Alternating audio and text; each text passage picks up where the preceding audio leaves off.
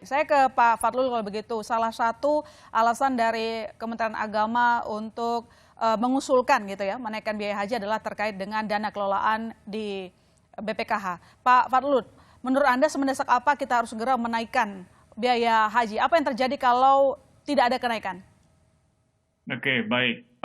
Mungkin ada 3 hal yang perlu kami sampaikan di sini ya. Oke, Pertama adalah bahwa ada kenaikan BPIH ya, biaya ya haji BPIH. itu di tahun 2022, yang mana dibandingkan dengan 2019 tentunya. Hmm. Sehingga sebenarnya seperti yang disampaikan oleh Pak Asep tadi, di 2023 sebenarnya memang tidak terlalu naik. Tapi akibat dari kenaikan yang di tahun 2022 itu menyebabkan biaya yang harus dibayar dari nilai manfaat itu meningkat 2 kali lipat. Oh, Meningkat 2 kali lipat.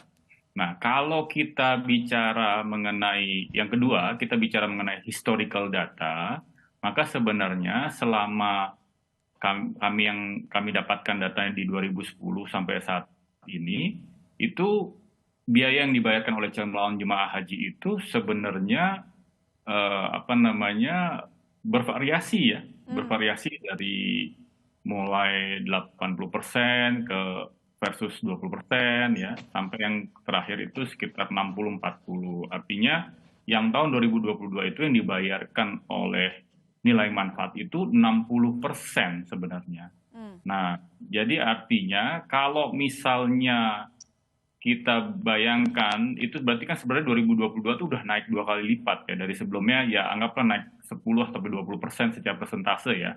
Hmm. Dari 40-60, 50-50 menjadi 60-40. Nah, kalau misalnya ini berlangsung terus, problemnya adalah kemarin itu 2022 kan setengah kuota ya, Oke. 50%.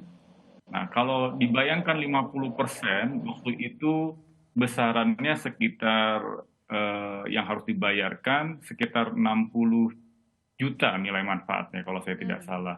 Nah, kalau 60 juta kali 100 ribu kan 6 triliun. Ya. Secara nilai manfaat yang kita sudah tabung selama pandemi 2020, Hmm. 2021 itu masih cukup. Tapi nanti kalau pada saat seperti 2023 ini kan sudah 100% kuotanya.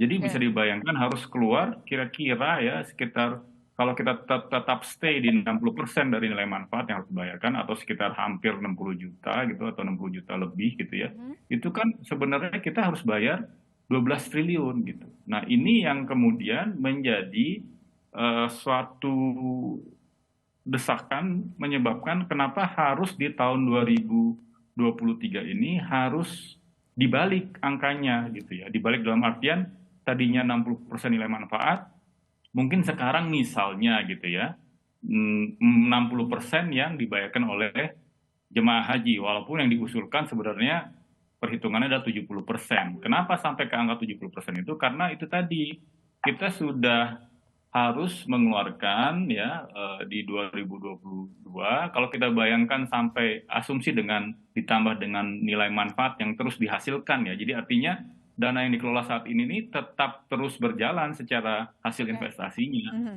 Mhm. Tapi kalau problem yang berikutnya adalah dengan asumsi kombinasi atas nilai manfaat yang tahun berjalan plus dengan tabungan yang disimpan dari hasil pandemi tidak berangkat haji itu, Mhm. di 2027 itu kita ada keberangkatan haji dalam 1 tahun Oke. 2 kali gitu. Mhm. Nah, ini yang kita khawatirkan kalau kita tetap stay di 60% untuk Oke. dari nilai manfaat, nanti khawatirnya di 2027 itu akan tergerus Oke. nilai pokok investasi atau 25 juta yang disetorkan oleh calon jemaah haji selama menunggu waktu Oke. keberangkatan. Menjaga dana kelolaan dari BPKH.